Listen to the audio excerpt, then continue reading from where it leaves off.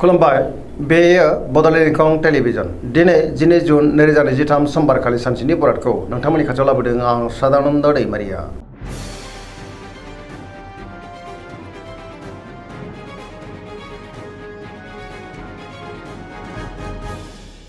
सिगां फरायनो लादों मेष राशि गिबि हांखो अ ल दिनैनि साना जोबोर मोजां गोसोखौ दिनै जोबोर गोजोननाय मोनगोन खुसिनि आंखाल जानाय नङा समाजाव दिनै बयजोंबो मान होजागोन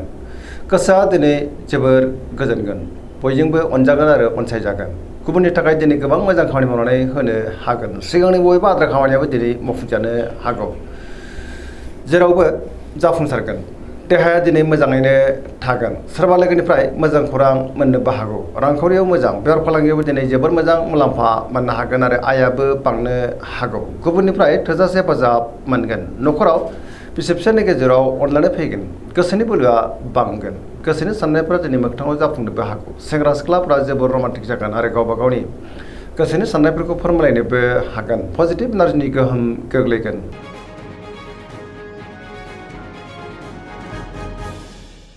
वृष राशि गिबि हांखो इ उ ब दिनैनि साना मोजां आरो गाज्रिनि गेजेरजों बाबेलांनो हागौ गोसोखौ दिनै जोबोर आला खाला मोननोबो हागौ गोसोनि साननायफ्रा देबार नांगोन गुबुननि थाखाय दिनै नाङा फाङा जेंनायाव गोग्लैनांनोबो हागौ मावनो लानाय खामानियाव माबा नङा माबा मोनसे हेंथा फैनोबो हागौ गोबां जेंनाजों मोगा मोगि जानांनोबो हागौ गोसोनि साननायफ्रा दिनै देबार नांगोन गोसोनि बोलोआबो लोरबां जानो हागौ समाजाव दिनै मान मोननो हागोन रांखावरियाव मोजां अब्लाबो नाथाय खरसायाबो बांनो हागौ बेफार फालांगियाव मोजां होनजायो न'खराव एना एनिबो फैनो हागौ गोसोनि साननायफ्रा गोरोबलायाबो जानो हागौ सोरजोंबा नांलाय खमलायबो जानो हागौ गोसोखौ हमथानाया गाहाम देहाया दिनै मोजाङै थागोन अब्लाबो नाथाय जानाय लोंनायाव सांग्रां जानांगोन मोनफ्रोमबो बिथिङावनो सांग्रां जानो गोनांथि जागोन आरो नेगेटिभ एनार्जिनि गोहोमबो गोग्लैनो हागौ।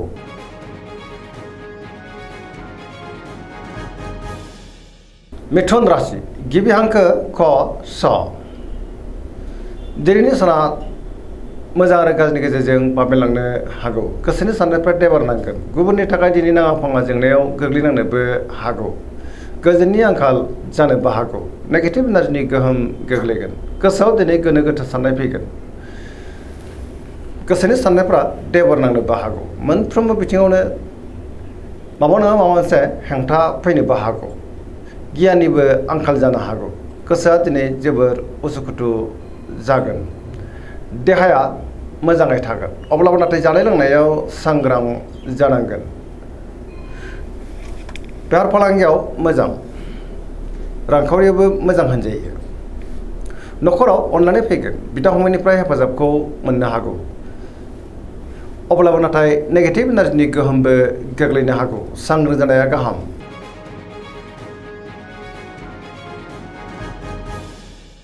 कर्कट राशि गिबि हांखो ड ह दिनैनि साना जोबोर मोजां गोसोखौ दिनै जोबोर गोजोननाय मोनगोन गुबुननि थाखाय दिनै गोबां मोजां खामानि मावनानै होनोबो हागोन सोरजोंबा बाख्नायजानानै गोसोआ दिनै जोबोर गोजोनगोन सिगांनि बबेबा आद्रा खामानिखौबो दिनै मावफुंनो हागोन गोसोनि साननायफ्रा दिनै मोगथाङाव जाफुंनोबो हागौ गोथों आरो गोग्गो साननो रोंगोन गियाननि आंखाल जानाय नङा मोनफ्रोमबो बिथिङावनो जाफुंसारनो हागौ पजिटिभ एनार्जिनि गोहोम गोग्लैगोन सिगांनि बबेबा आद्रा खामानिया दिनै मावफुंजानानै गोसोआ दिनै जोबोर गोजोनगोन रांखावरियाव मोजां बेफार फालांगियावबो मोजां होनजायो मोननो गोनांखौबो दिनै मोननो हागौ सेंग्रा सिख्लाफ्रा जोबोर खुसि जागोन आरो गावबा गावनि गोसोनि साननायखौ फोरमायलायनोबो हागोन पजिटिभ एनार्जिनि गोहोम गोग्लैगोन।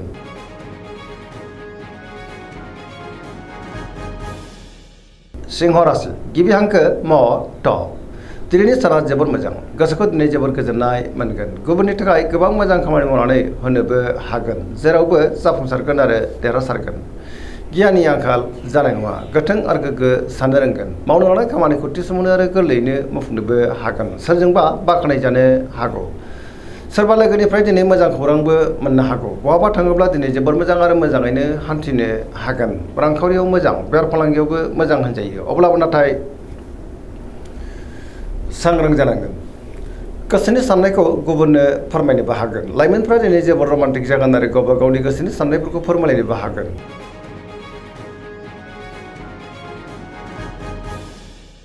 कन्या राशि गिबि हांखो प ट दिनैनि साना मोजां आरो गाज्रिनि गेजेरजों बाबेनलांनो हागौ गोसोनि साननायफ्रा देबारनांगोन गोबां मोजां खाबुफोरा दिनै आखाइनिफ्राय बारग'लांनोबो हागौ गोसोआव नेगेटिभ साननायबो फैनो हागौ गोथों आरो गोग्गो साननो रोंनाय नङा सोरबा लोगोनिफ्राय हरखाबै गाज्रि खौरांबो फैनो हागौ रांखावरियाव मोजां बेफार फालांगियावबो मोजां होनजायो देहाया दिनै मोजाङै थागोन अब्लाबो नाथाय जानाय लोंनायाव सांग्रां जानांगोन सोरबा लोगोजों एना एनिबो जानो हागौ सोरजोंबा रायखोमा जानोबो हागौ नेगेटिभ एनार्जिनि गोहोम गोग्लैगोन सांग्रां जानाया गाहाम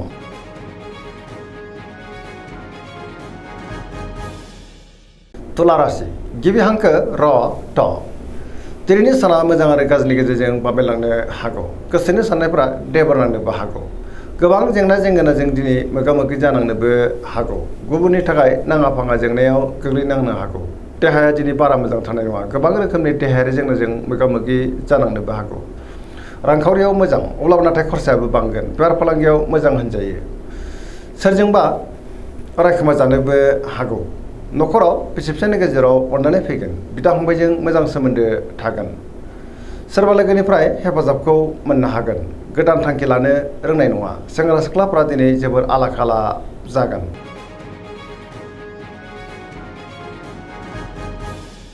वृश्चिक राशि गिबि हांखो न स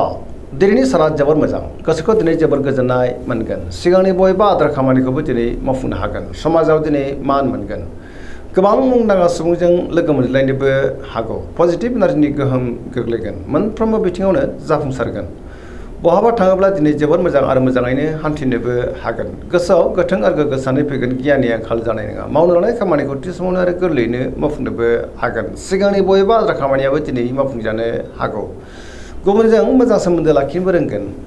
गोसोनि साननायफ्रा मोगथाङाव जाफुंगोन गोसोनि बोलोआबो बांनो हागौ न'खराव दिनै अनलायनाय फैगोन रांखावरियाव मोजां अब्लाबो नाथाय खरसायाबो बांनो हागौ बेफार फालांगियाव दिनै जोबोर मोजां मुलाम्फा मोननो हागोन देहाया दिनै मोजाङैनो थागोन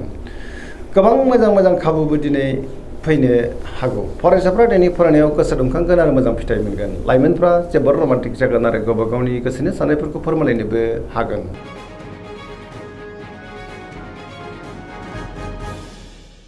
धनु राशि गिबि हांखो ढ फ भ दिनैनि साना जोबोर मोजां गोसोखौ दिनै जोबोर गोजोननाय मोनगोन सोरबा लोगोजों बाख्नाय जानानै गोसोआ दिनै जोबोर खुसि जागोन गोबां रोखोमनि मोजां खाबुबो फैनो हागौ बहाबा दावबायनो एबा हान्थिनो खाबु मोनगोन आरो मोजाङैनो हान्थिनोबो हागोन सिगांनि बयबो आद्रा खामानिखौबो दिनै गोरलैयैनो मावफुंनो हागोन गोसोनि साननायफ्रा मोगथाङाव जाफुंनोबो हागौ रांखावरियाव मोजां बेफार फालांगियावबो मोजां होनजायो देहाया दिनै मोजाङैनो थागोन अब्लाबो नाथाय जानाय लोंनायाव सांग्रां जानांगोन समाजाव दिनै मान मोननो हागोन बहाबा हान्थिनो हानानै गोसोआ दिनै जोबोर खुसि जागोन लाइमोनफ्रा जोबोर रमान्टिक जागोन आरो गावबा गावनि गोसोनि साननायफोरखौ फोरमायनोबो हागोन पजिटिभ एनार्जिनि गोहोम गोग्लैगोन सरासनस्रायै दिनै साना जोबोर मोजां आरो मोजाङैनो बारग'लांगोन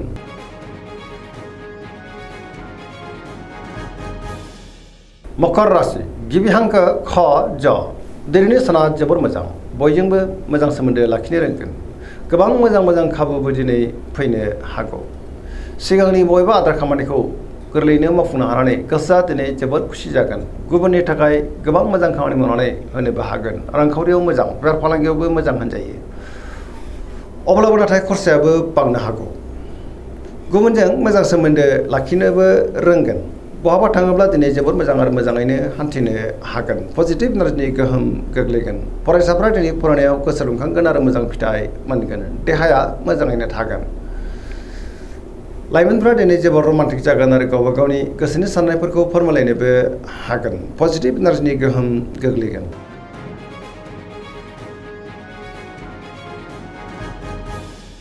कुम्भ राशि गिबि हांखो ग स दिनैनि साना जोबोर मोजां गोसोनि साननायफ्रा मोगथाङाव जाफुंनोबो हागौ गुबुनजों दिनै मोजां सोमोन्दो लाखिनोबो रोंगोन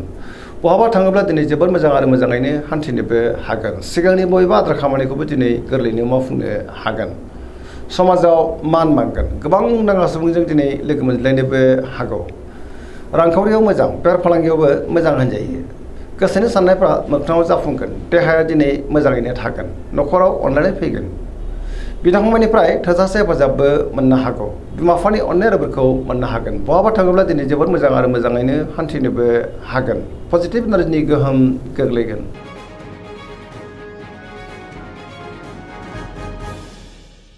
मीन राशि गिबि हांखो ड स दिनैनि साना जोबोर मोजां गोसोखौ दिनै जोबोर गोजोननाय मोनगोन गुबुननि थाखाय गोबां मोजां खामानि मावनानै होनोबो हागोन गोसोनि साननायफ्रा जाफुंगोन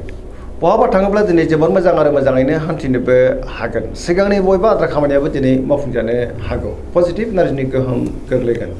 गोसोनि बोलोआ बांगोन गावनि गोसोनि साननायखौ गुबुननो फोरमायनोबो हागोन देहायाबो दिनै मोजाङै थागोन रांखावरियाव मोजां बेफार फालांगियावबो मोजां होनजायो गोबां मोजां खाबुबो दिनै फैनो